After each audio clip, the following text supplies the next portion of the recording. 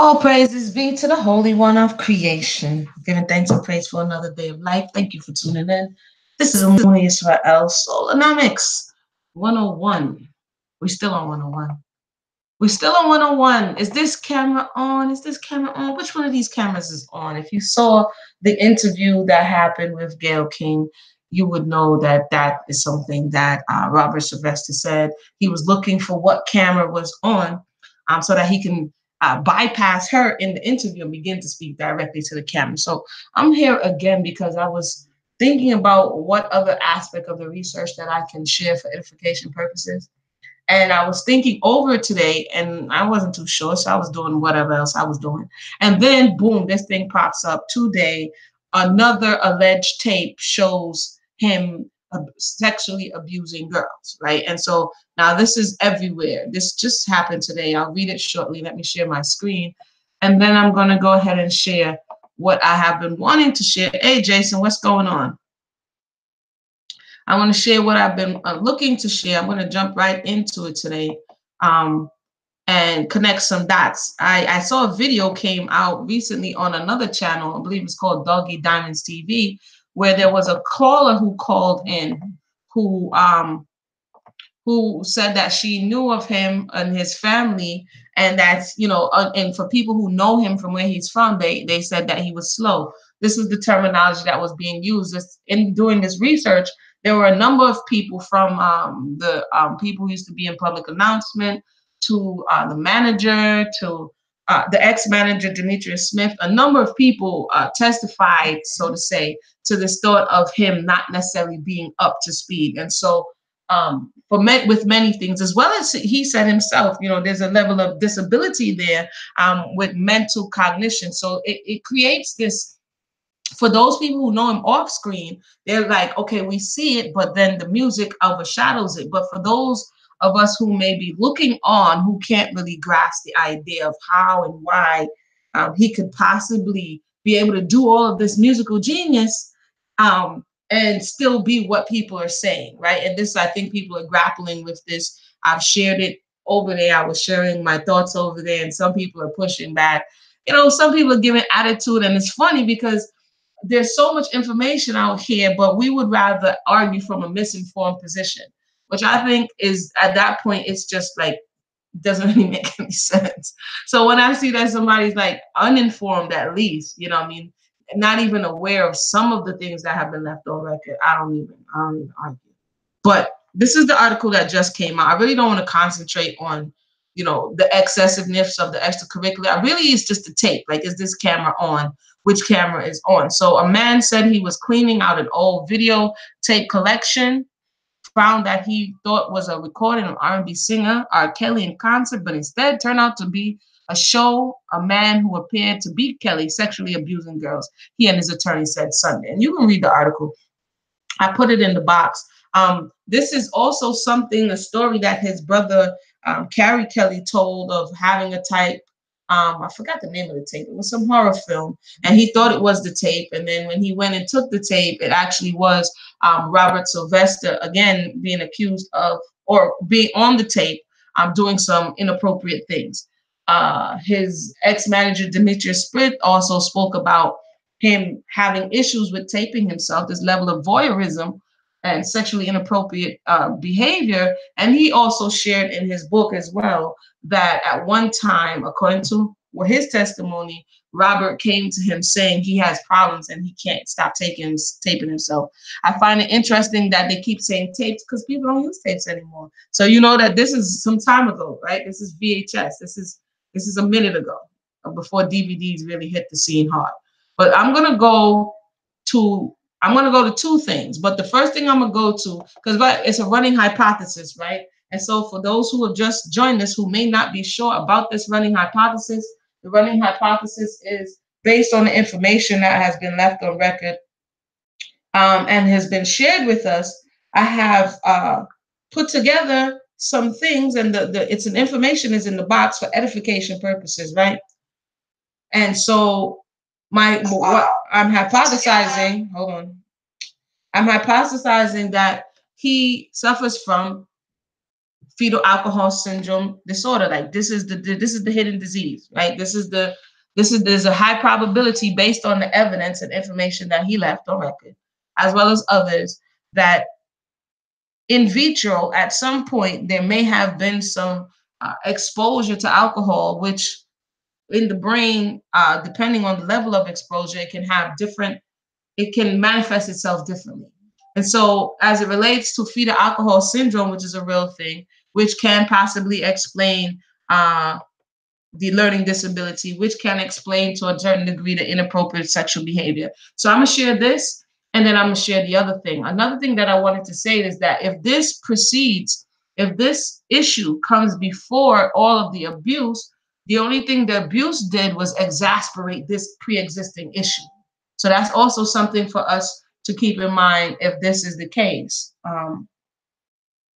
FASD and an inappropriate sexual behavior. Again, I make the case for the probability of this already in the video. Unraveling R Kelly, is he brain damaged? So then go ahead and check that out.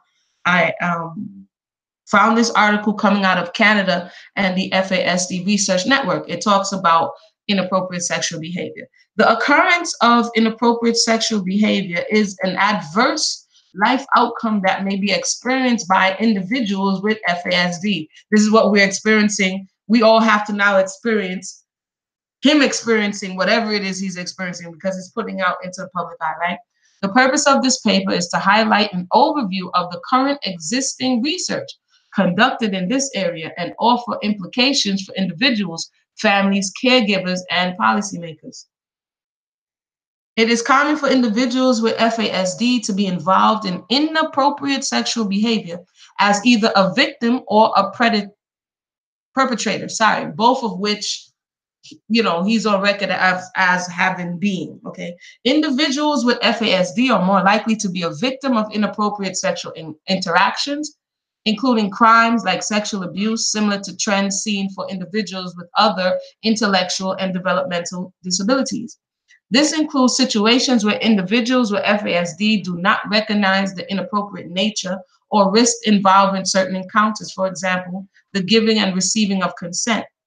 ISB, or inappropriate sexual behavior, refers to a wide range of problematic behaviors of a sexual nature, including inappropriate sexual advances, sexual touching, promiscuous or dangerous sexual behavior, prostitution, coercion, masturbation in inappropriate settings, exposing oneself, voyeurism, and obscene or offensive language. Individuals with FASD involved in inappropriate sexual behaviors can also come as a result of sexually inappropriate actions, use of sexual remarks, lack of physical boundary space, disrespect of privacy, and forced sexual intercourse. In some situations, ISB can lead to trouble with the law and incarceration.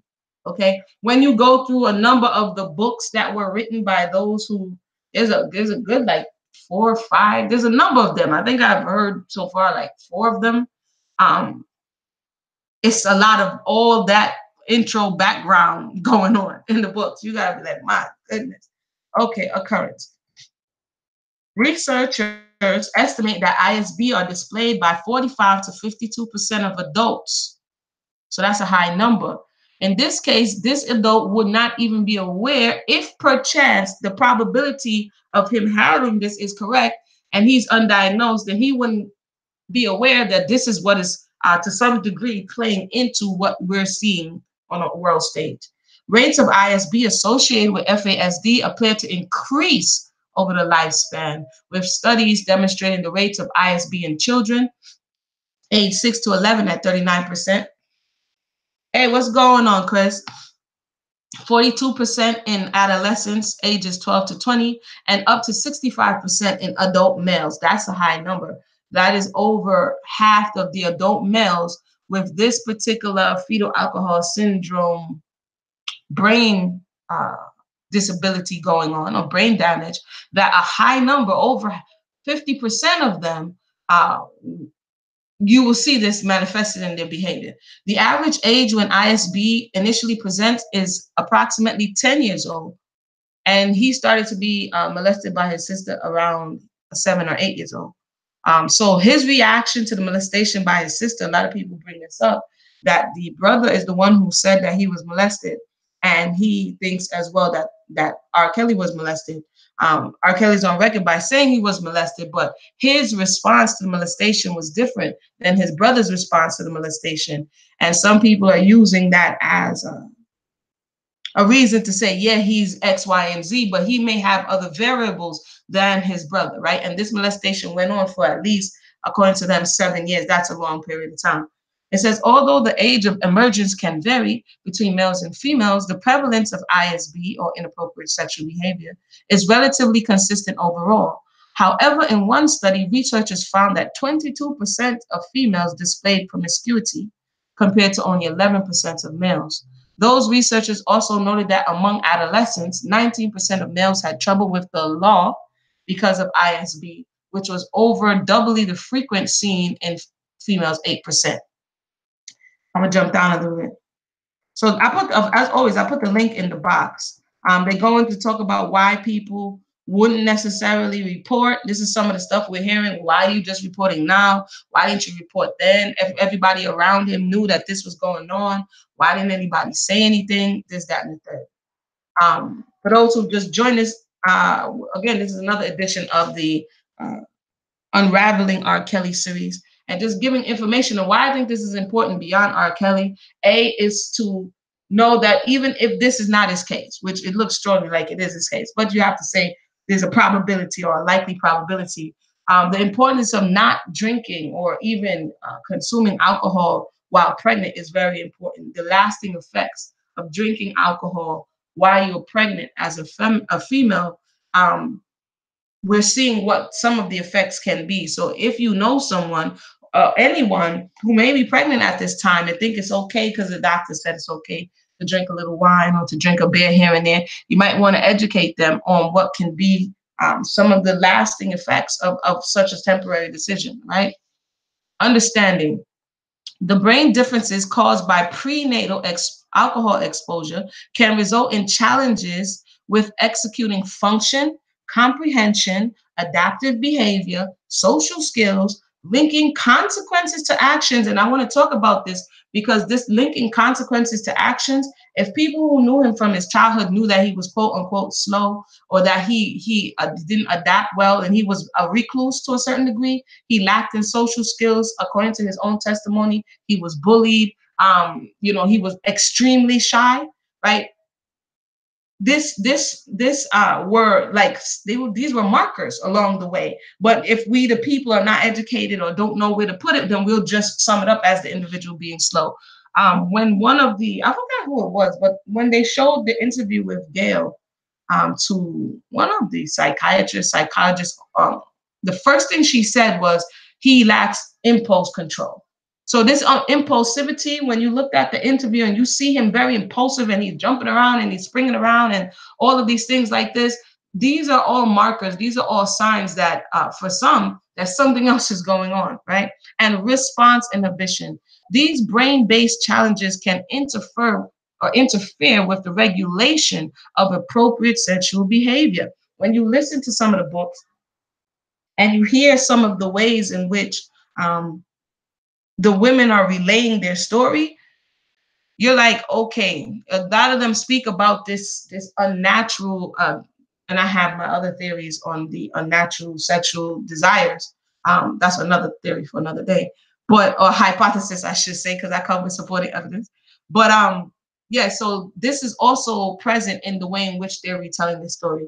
It says for individuals with FASD, there can be a gap between their chronological/biological maturation and their cognitive and social maturation, which may lead to inappropriate responses to sexual urges emerging as they move through childhood and into adolescence and adulthood. So when you talk about what was happening with Aaliyah and what was happening with all of these younger girls, and he's so much older, if indeed he does have some uh, aspect of this level of brain damage, being exposed to alcohol, then as they said, they have some issues. I'll read it again. There's a gap between chronological and biological maturation and their cognitive and social maturation, which may lead to inappropriate responses to sexual urges emerging as they move through childhood and into adolescence and adulthood. When you read his book, which I'm going to read a little bit about now, we're going to see that he had inappropriate responses to what he was seeing in his household. Okay, there's so much more you can read here.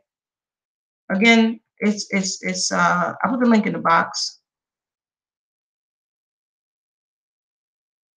Hold on.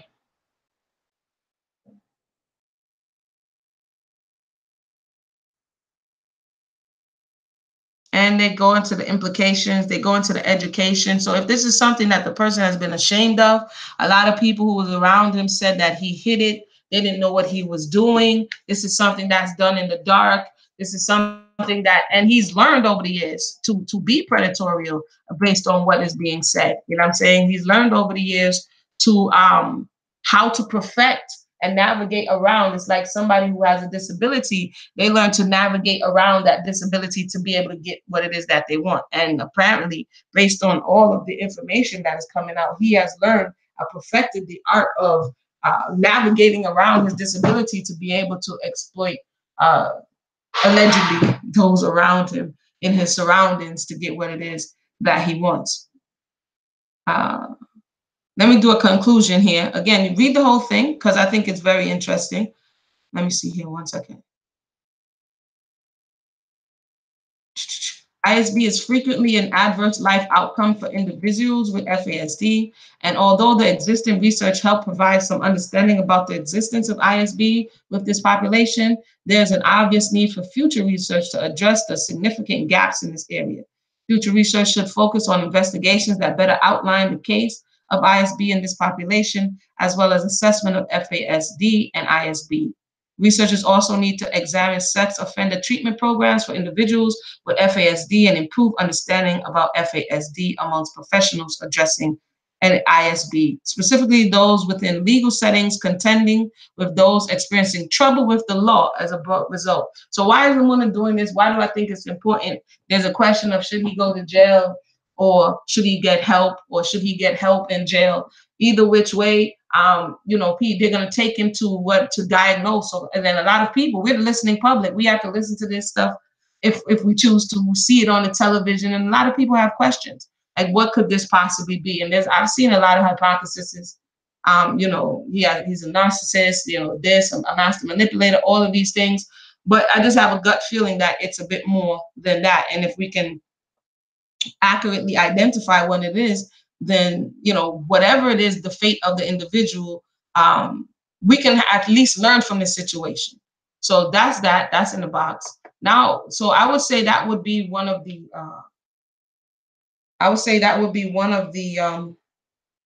the core issues, like the hardwiring issues that would have come before whatever he experienced, which is what I'm going to read now. But if he was exposed to alcohol in the womb and he did have this brain damage from birth, then that predisposition would have already been there. And now we're going to read a little bit about what would have made it exponential. Right? There's a lot of people, after we heard what happened, we're like, "Ooh, this is it." But I'm like, "No, it sounds like it's more than it." So this would have made it exponential. This would have taken it to the next level. Women in the House. This again is from his book. People are like, "I wonder how you know this stuff." Okay, the dude, he didn't write it, but somebody wrote it while he narrated it. So this is information here.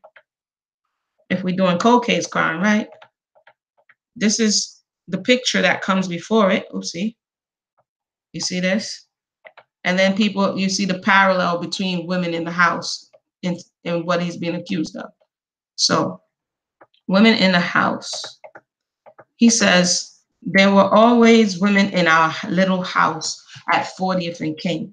There were cousins, aunties, friends of my aunties, all older women. When my mother wasn't home, the women ran a little freer, meaning that when my mom or my grandmother were home, they dressed a certain way. There were always women in our, okay, and I read that part. Mm-hmm.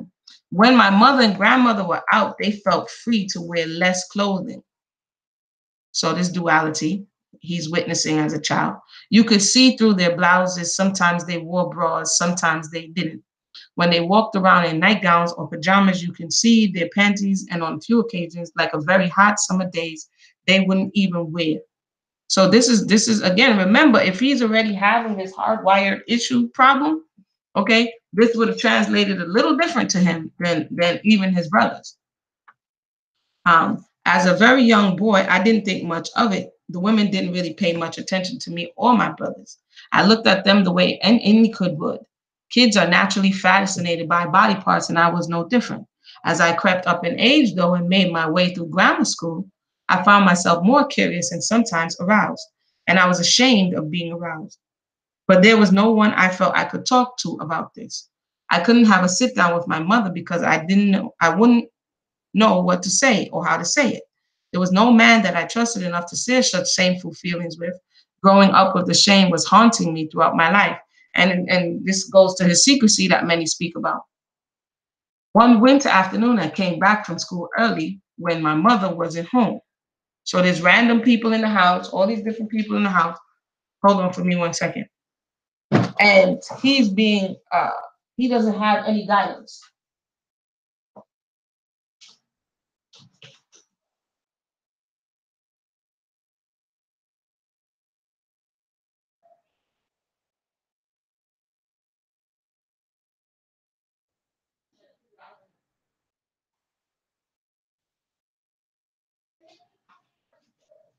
All right. All right. As I came through the door, I heard a strange noise. It sounded like bed springs squeaking. The walls in our place were paper thin, and sound came through like there wasn't any walls at all. This squeaking got louder and louder. Then I heard voices. A woman screamed, but it didn't sound like a scream of panic or pain or panic. Then I heard a man's voice shouting, but it wasn't in anger. Oh, God, do it, get it right there, baby, right there. And the woman pleaded, you like it, don't you, B? How much you want? How much can you take? The man shouted. All you got, the woman shouted back. I was just 8 years old. According to him, this is around the time that his abuse started. So all of this is within that portion of the soul, right? Within the very root of the individual. I didn't understand what was happening. I thought that the man was maybe hurting the woman, but that didn't seem right. I was confused, curious, so I went to see for myself. I crept towards the bedroom door where the noises were coming from. They were doing so much hollering, I figured they wouldn't hear the door if I opened it just a little. I opened it just a little, then I looked inside. Okay, remember we talked about voyeurism? Just here in the paper. So if this is already hardwired, maybe his reaction would be a little different than others. So we have voyeurism here in the FASD, and certain arousals and certain levels that he may take it to, like I said, exponentially, because this is already what's possibly going on with him. A man's backside was high in the air, coming down on the lady with her legs spread wide. Her big booty propped up on a pillow. I didn't understand how it was all working, but he was moving down on her and she was coming up on him. First, the rhythm was slow, then faster, then crazy fast. They were screaming, moaning, and going wild. I couldn't stop looking. You hear what he says? He couldn't stop looking. I never seen nothing like this before. Screaming, cursing, bed sagging, booties bumping. Just then the woman caught sight of me. They stopped abruptly. Little Robert, what you doing in here, boy? This is the face. I tell you, this is the face when I first decided to like look a little bit into this case. This was the face of the little boy. This little boy, to find out what happened to this little boy, right?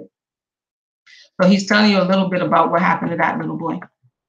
I got scared and started running. She shouted, come on back, it's okay. They were still in bed, both of them naked, when she said, you can watch. Remember what we just read about with this particular issue?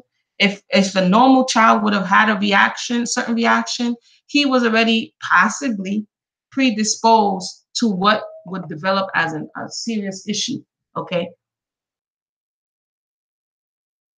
So this wild ratchet type of individual, let me stop. Why would you say that to a little child? But anyway, inappropriateness all around.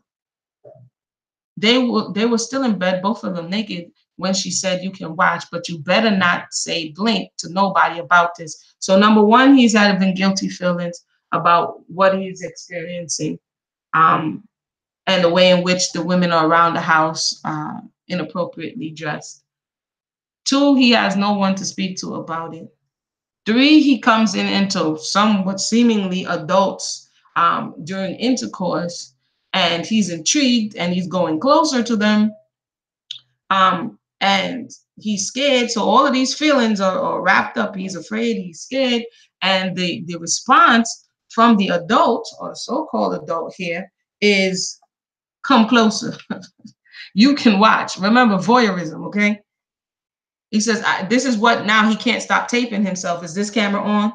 I knew the women in my house weren't dressed or acting right. My mother or grandmother wouldn't dream of parading around the house self half dressed. At the same time, I couldn't snitch. So again, this is the silence. This is the sweat of silence that we seeing. Don't tell anybody. This is between me and you. This type of mental manipulation and emotional manipulation. In my house growing up in the hood, the number one rule was don't snitch, don't tell. It was the same as learning 2 + 2 = 4. It was drilled into you. And if you didn't know 2 + 2 = 4, you failed. In the hood, if you snitch, you weren't going to make it. Okay, this is his verbiage. So what is he telling to those in and around him? What is he telling to those what is he being accused of? Sexually inappropriate behavior, okay? What did he learn when he was 8 years old when he witnessed sexually inappropriate behavior? Don't tell anybody. Can we almost guess what he may be telling someone who he's now engaging in sexually appropriate behavior? Don't tell anyone, okay? And you're supposed to tell, by the way. If my mother had known what was going on in the house, she probably would have burned the house down. She didn't play that. I wanted to tell her, but I had a hard time trying to figure out who would really be in trouble, me or them. And this happens sometimes in the household where parents don't listen to their children and they're not necessarily in control of their household. And the child is afraid that the consequences are going to be on them for, telling the truth about what an adult is doing. So we can see that just this thought alone in his household mean that things weren't necessarily in order. At that age, I didn't really know how to handle it. Dude, you were 8. Okay, I knew it wasn't right, but I just didn't know how to say anything about it. And you see a lot of the quote victims or the survivors are mimicking this same type of verbiage, that they knew it wasn't right, but they didn't know what to say about it. So they held it for how many years, this, that, and the third. Talking about it was strange, so I locked it away as my own little secret. Listen to the verbiage. This is him talking about his mother marrying the stepfather, Lucius. Hold on, that's not what I wanted to get to. Hold on. Okay, no, I'll keep reading because again, so that happens one time. I don't know who does this in his house. He doesn't give them a name, but I'm gonna keep reading. It says, at that time, Mom was going out with Lucius, the man she later married when I was still a kid. I wasn't happy about it because I wanted her to stay home with me. But Lucius was okay. He was a nice man, nice to me. Okay, he's a mother's boy, according to his own admission. He really loves his mother. He was the baby for a time until his brother Carrie came into the picture. I think the way in which he describes his mother, she might have coddled him to a certain degree. So she had to be according to him, at one time, she is his mother and his father. So she had to go between being the disciplinary and the nurturer, right? So he got this whole confused picture. One of the things that the women come forward all the time and say is that the first thing he says later on in this discussion is call him daddy. So he has this real fixation on daddy and the fact that his father, he didn't know his father, and his mother hated his father. And so by extension, he hated his father. So he was a nice man, nice to me, and most times nice to my mother. He liked to tell stories about his army days. Since my real daddy was long gone, the mother said the real father abandoned him. I liked listening to older men talking about back in the day. I saw Lucius more like a big brother than a father. So he wouldn't allow anybody to get into that father spot, okay? He says, my mother and Lucius went out together often. Sometimes they left me with Uncle Doug. My brothers didn't like Lucius, but my attitude was different from theirs. Anything that made Mom happy made me happy too. On Saturday evening, we were watching TV. Don't watch that television set all night, Mom said before she and Lucius left the house. Me and my brothers like horror movies. We were watching The Creature from the Black Lagoon when the TV crapped out. Picture went dead. I called to Uncle Crary to fix it, but he was snoring long enough to wake the dead. Loud enough, sorry. My brothers went off to bed, but I kept banging on the TV, hoping to get the picture back. When it did pop back on, the monster was rising out of the Black Lagoon. I was waiting to see what would happen next, when just like that, the blinky picture crapped out again. Disgusted, I fell asleep on the couch. I was far away in some dream when I heard the same noise, bed springs squeaking. The guy yelling, "Tell me how much you like it, Lee." So even in his first exposure to this at a very young age, it's degrading to a certain degree, right? The lady screamed, "Give it to me, give me all you got." I got up and looked around the house to make sure my mother wasn't home yet. And I find it interesting that his uncle has a name, Lucius has a name. All the other people in the name, but the people who are perpetrating, he's kind of covering them a little bit and not giving them a name, right? I got up and looked around the house to make sure my mother wasn't home yet. She was still out with Lucius. This time I knew what all the noise was about. And truth be told, I wanted to have another look. So again, this voyeuristic mentality that possibly was already in there based on the potential issue, it was being heightened, okay? Let me see here, where are we? I opened the door just enough to see them kicking it hard. I mean, they were deep into it. I stood there for a while, and just as I started to close the door, the woman spotted me. Who's this mysterious woman, right? "Don't move, Rob," she said. I was scared, didn't know what to expect. "Come over here and get this camera." Is this camera on? So he has an obsession. This is 8 years old. Understand, that's very much in your root system, okay? I'll talk about root system at another time, but this is in his root system. Not only is it in his root system, all of these varying emotions are mixed up: fear, excitement, titillation, all of these things, shame, doubt, all of these very strong, low level energetic emotions are trapped and attached to this activity. "Come over here and get this camera," she said. "Take a picture of us." Huh? Who tells that to an 8-year-old? I was dumbfounded, couldn't say a word. You do know how to use this thing, don't you?" I was too stunned to talk. All I could do was shake my head no. "It's easy," she said. "Just aim this camera and snap a GD picture." She gave me a Polaroid camera. The guy liked the idea as much as she did. So like nobody, what kind of, anyway, they got into position where I could see their private parts. I snapped the picture. When she showed me how it took only a minute to develop, I was amazed. The photographic technology impressed me more than the sex. What is he being accused of? Videotapes. Hold on.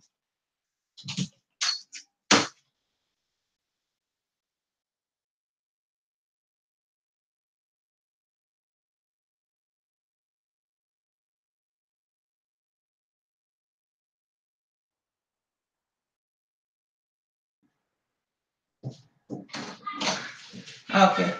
Yeah, he couldn't stop taping himself. He couldn't stop videoing himself. He's getting caught on video. He wants to know if the camera is on.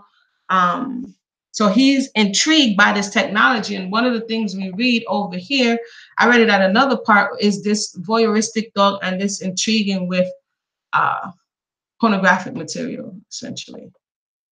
Mm. He says she grabbed the photo and kept it for herself. I took the memory of them doing the dirty and stashed it inside my mind's brick box. So this thing is in there playing repeatedly. It's becoming a compulsive. He lacks self-control in a lot of areas. He's exposed in a lot of areas. And these are the memories that he's referring to, in addition with the molestation that happened in other spaces. And he keeps going back to this, and it keeps playing and playing and playing and playing. And as we see, it's playing out in front of us. Um, yeah, so that's the part that I wanted to read.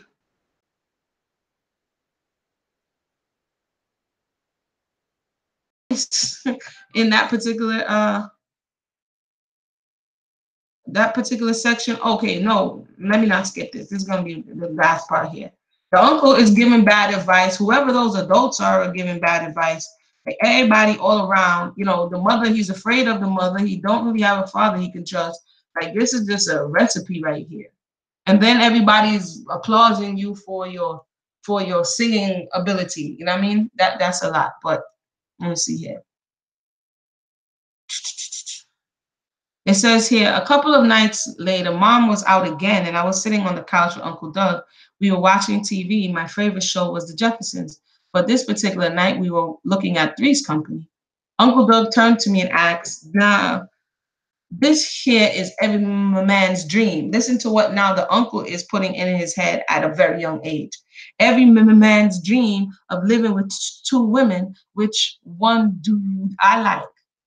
So what was he on TV saying? The woman says, what are these two women to you? And he says, I'm seeing them, right? In his mind, if he is, quote, slow and he's not processing and socially and all of these things, he's challenged. And these are the very memories. And I find it interesting that he keeps saying that he put it in the brick box of his mind. So they're like fortified in there. This is what was deposited in this box at his very formative age. It says, the blonde, I said, Chrissy. I like both of them bees, Uncle Doug said. Ain't about to kick either one of them out of my bed. Halfway through the show, the TV went dead again. Carrie, Uncle Doug shouted. Where's the blinky blink, lame blinky repairman when you need him? Going out with grandma, I said. So Carrie, I think it was his grandmother's step husband, with his step grandfather. Uncle Doug let out a big sigh. Oh, well, we probably better off if we start fooling with the TV. The blinking thing will blow up and burn the whole house down. Boy, I had enough for one day. I'm going to bed. So the Uncle Doug is the dude who lived downstairs, and apparently Uncle Doug gives terrible advice. Good night, Uncle Doug. Good night, Rob. I stayed on the couch, staring at the dark TV, thinking what it might be like to have a dad like George Jefferson, someone with enough money to move us all into a fancy high-rise in the sky. I started thinking of Jack Tripper, the guy in Three's Company, and the cool but confusing situation he was in.